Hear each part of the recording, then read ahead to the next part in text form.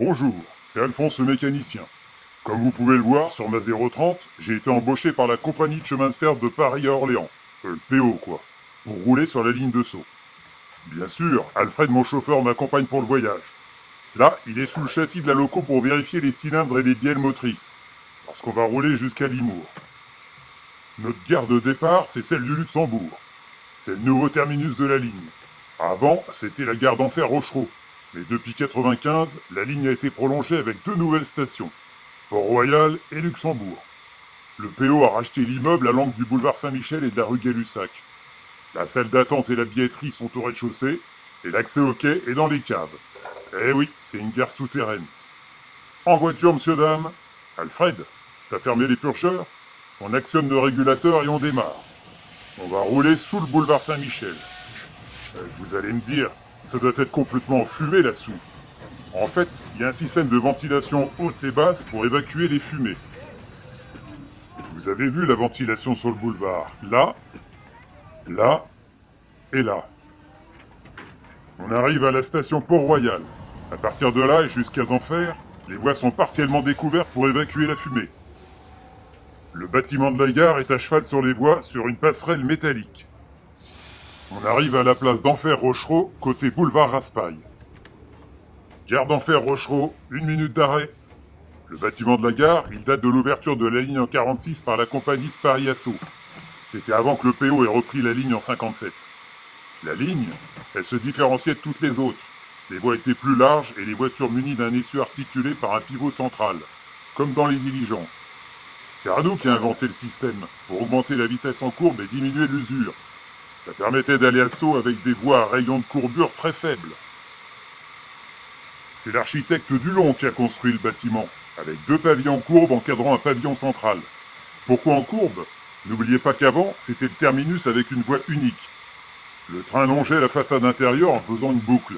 Comme ça, la loco repartait dans le bon sens, sans qu'il y ait besoin d'une plaque tournante pour retourner la loco.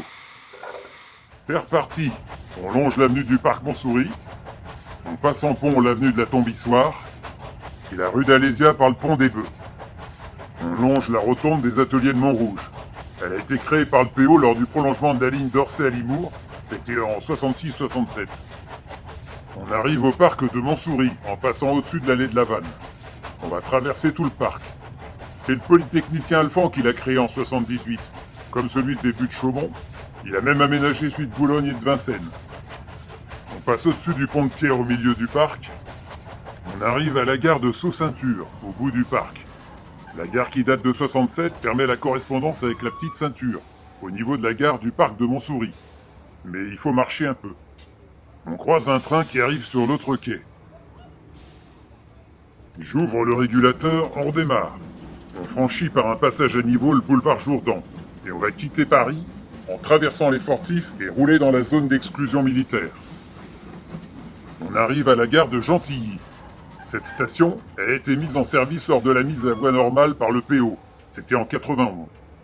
On croise une rame qui se dirige vers Paris. On passe au-dessus de l'avenue Laplace à Arcueil.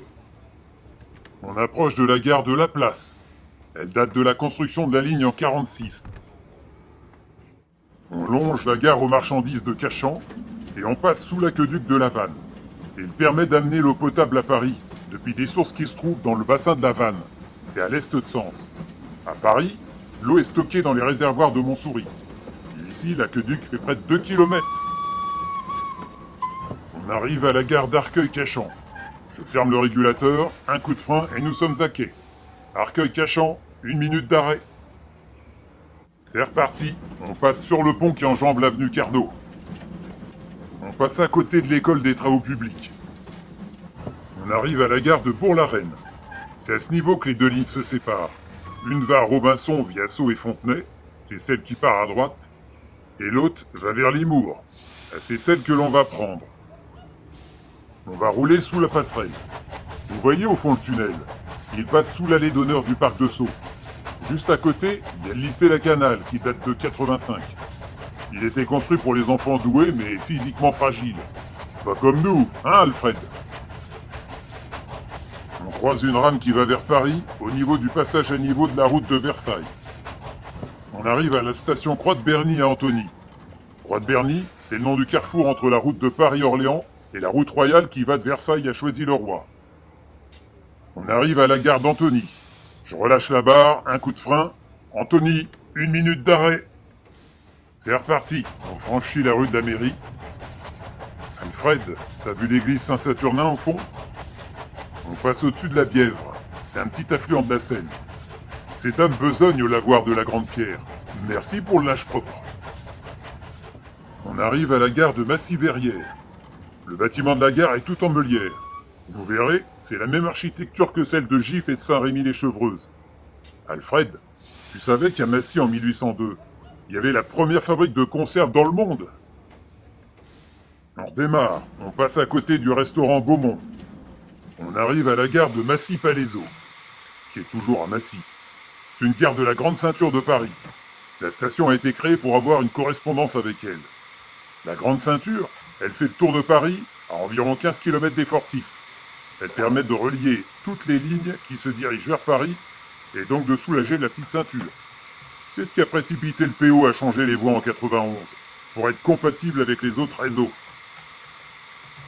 On arrive à la gare de Palaiseau en croisant un train. On va rentrer dans la vallée de Chevreuse. Pourquoi Chevreuse? Parce qu'il y a des troupeaux de chèvres sur les coteaux.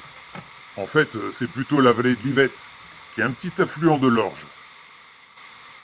On traverse la rue Voltaire, protégée par un passage à niveau.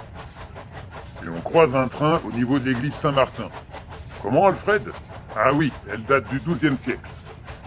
On passe en pont au-dessus de la rue Gambetta. On roule vers la gare de Palaiseau-Villebon. Palaiseau-Villebon, 1 minute d'arrêt. C'est reparti.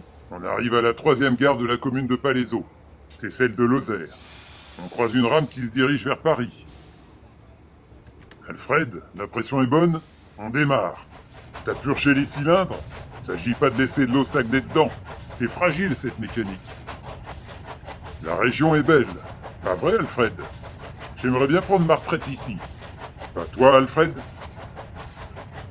On approche de la gare du Guichet à Orsay.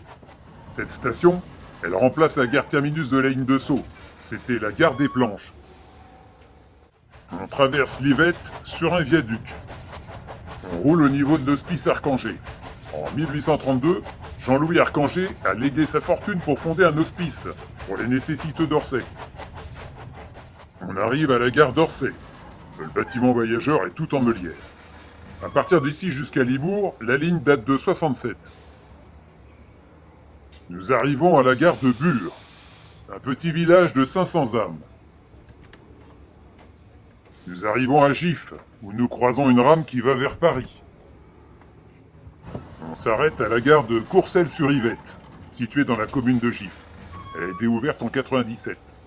Alfred, il n'y a personne qui descend et personne qui monte. On s'arrête vraiment à toutes les pissotières. On arrive à Saint-Rémy-les-Chevreuses. Au bout du quai, il y a une manche à eau. Ça tombe bien, l'eau est à la cave. Si on veut pas rester en rideau, il va falloir renipper ici. Après Saint-Rémy, on quitte la vallée de Chevreuse en grimpant le long du vallon de Saint-Paul, avec une rampe de 2 cm par mètre.